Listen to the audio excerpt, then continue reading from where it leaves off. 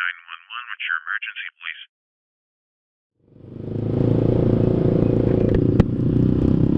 Assalamualaikum warahmatullahi wabarakatuh. Balik lagi sama gue Dimas, pastinya di channel gue. Di video kali ini gue akan sedikit membahas review juga sih sebenarnya.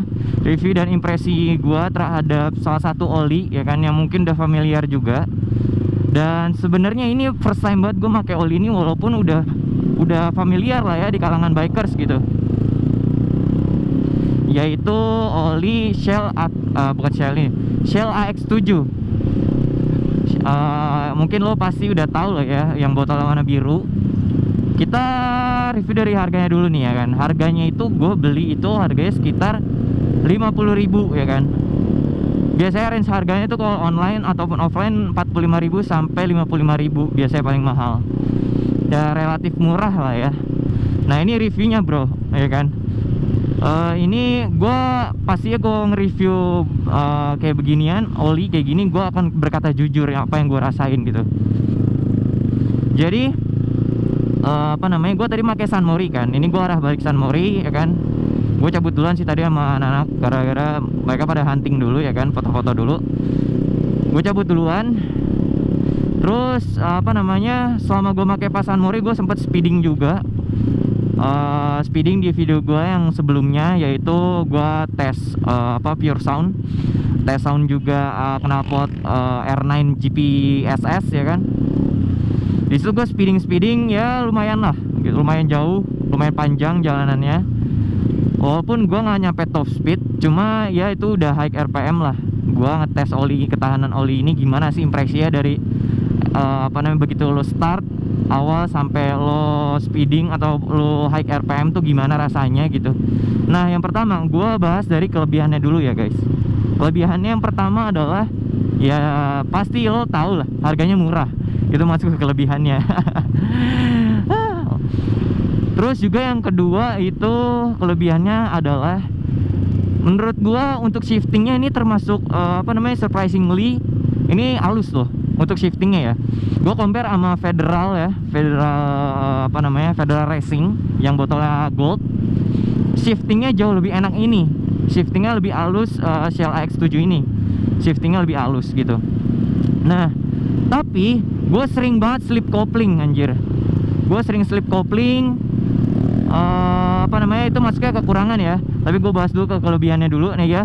Jadi kelebihannya itu adalah shiftingnya halus. Lalu yang ketiga itu gue merasa bahwa tarikan bawahnya itu enteng ya kan. Tarikan bawahnya enteng banget gitu.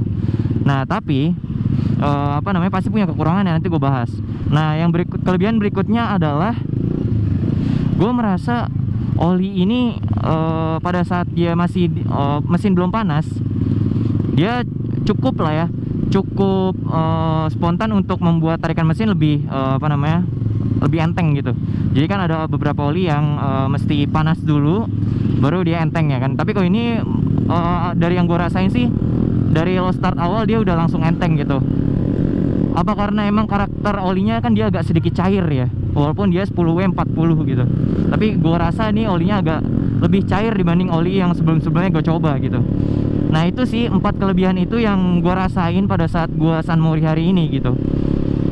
Lalu kelemahannya atau kekurangannya, nah ini nih guys yang yang menurut gue kerasa banget adalah gue nggak tahu kenapa ya, pakai oli ini mesin motor gue jadi cepet banget panasnya gitu. Kipas radiator juga belum jauh juga udah muter gitu kan. Sebelumnya gue pakai oli beberapa oli nggak yang sebegininya amat gitu loh. Ya gue nggak mau mengcompare oli ini sama motor lah ya, karena kan beda harga gitu kan. Tapi kalau gue mengcompare oli ini dengan oli yang seharga dengan oli ini, yaitu kayak Federal Racing yang pernah gue coba gitu kan, kayak gitu. Nah ini tuh menurut gue nggak tahu kenapa kayak mesin gue cepet panas gitu. Lalu yang kelemahan yang kedua adalah suara mesinnya ya. Suara mesinnya jadi terdengar kasar gitu. Walaupun emang karakter SOHC kan kasar gitu ya mesinnya kedengarannya. Cuma nggak tahu kenapa oli ini tuh kayak nggak bisa ngeredam itu gitu. Nggak bisa ngeredam itu. Kalau dibandingkan sama Federal Racing yang harganya sama, menurut gua jauh lebih baik Federal Racing untuk meredam suara kasar itu gitu. Oke, kita lanjut ke kelemahan yang ketiga gitu. Jadi yang gue rasain tadi kan gue sempat speeding juga ya kan. Yang tadi seperti gue bahas gitu. Oh lo sini sih. Yang tadi gue bahas adalah ini oli apa ya? Gue jadi sering slip coupling gitu. Nggak tahu kenapa ya. Jadi sering slip coupling, tapi shiftingnya sih enak, halus gitu. Cuma jadi sering slip coupling gitu. Lalu kelemahan yang berikutnya adalah dia sama kayak menurut gue daya redam getarannya itu minim banget bro, sumpah ini minim banget. Redam getarannya itu minim parah menurut gua. Jadi ya kalau hyper RPM tuh kayak geter banget gitu kan. Padahal sebelumnya gue pakai oli yang lebih emang lebih bagus gitu kan. Jadi gue bisa ya mengcompare tuh, oh perbedaannya di sini gitu. Ternyata benar-benar timpang banget gitu. Dan gue nggak mau pakai oli ini sampai ngelebihin 800 kilo sih. Gue planningnya kayak gitu. Mungkin 700-600 tuh gue ganti kayaknya deh. Karena menurut gue kayak aduh ya gitulah.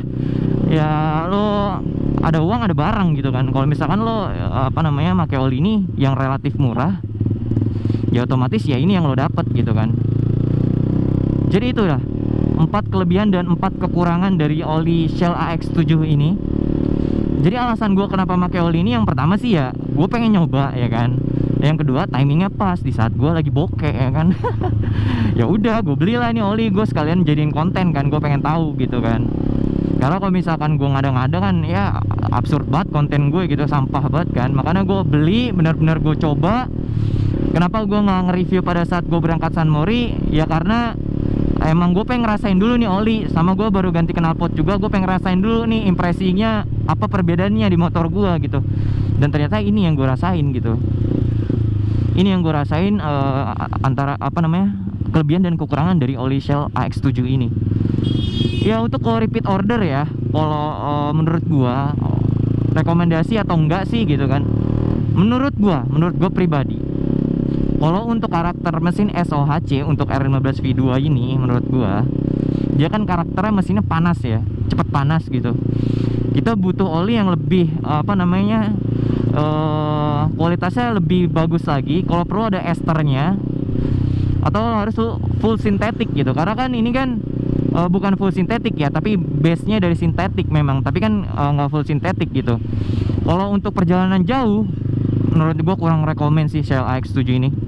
Gue lebih prefer lo pakai Federal Racing sih kalau harganya yang sepadan sama ini. Kalau untuk perjalanan jauh ya. Tapi kalau untuk stop and go ya cuma dalam perkotaan, ya worth it lah gitu kan. Worth it lah untuk harga segitu ya kan. Jadi ya itu sih impresi dan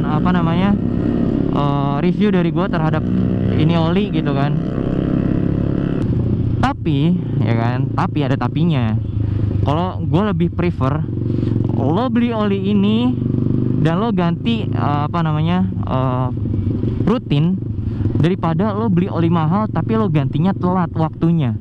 Lo paham nggak maksud gue ya kan? Jadi gue rekomendasiin lo beli oli ini kalau memang lo lagi cekak gitu kan. Karena apa bro? Daripada lo telat ganti oli ya kan, lebih baik lo beli oli murah tapi lo tepat waktu gantinya. Nah itu bro, lo harus paham kayak gitu. Karena ya bagaimanapun pergantian oli itu vital banget gitu. Mungkin untuk beberapa kalangan oli itu ya udahlah gue pakai gue bisa 2 bulan kek, atau ada oli yang mengklaim bisa 3 bulan kek gitu kan. Ya nggak tahu juga bener apa enggak gitu. Tapi kalau gue pribadi, kan oli itu ada masa pakainya ya. Ketika dia dibuka dari botolnya, dituangin, walaupun motor nggak lu pakai, tapi itu ada masa pakainya gitu. Ketika masa pakainya udah terlampaui, pasti kan kualitas yang ingredients ya iyalah makanan kali, kandungan yang ada di dalam oli itu kan pasti kan bakal berkurang kualitasnya gitu kan. Ini analogi gue sendiri ya, opini gue pribadi gitu. Jadi lebih baik daripada lo telat ganti oli, ya ini adalah salah satu rekomendasi untuk lo nyari oli yang low budget. Itu sih kalau review dari gua. Oke, pokoknya itu tadi 4 kelemahan dan 4 kelebihan dari Shell AX7 ini ya kan, yang 10W40. Itu aja review singkat gua. Kalau gitu jangan lupa cek juga video gue yang sebelumnya. Jangan lupa subscribe juga, jangan lupa like juga, jangan lupa di share juga ya guys, kalau kalian suka video gue. Oke, kalau gitu jangan lupa follow Instagram gue di @dimas.sherdan. Kita berjumpa lagi di video selanjutnya. Wassalamualaikum warahmatullahi wabarakatuh.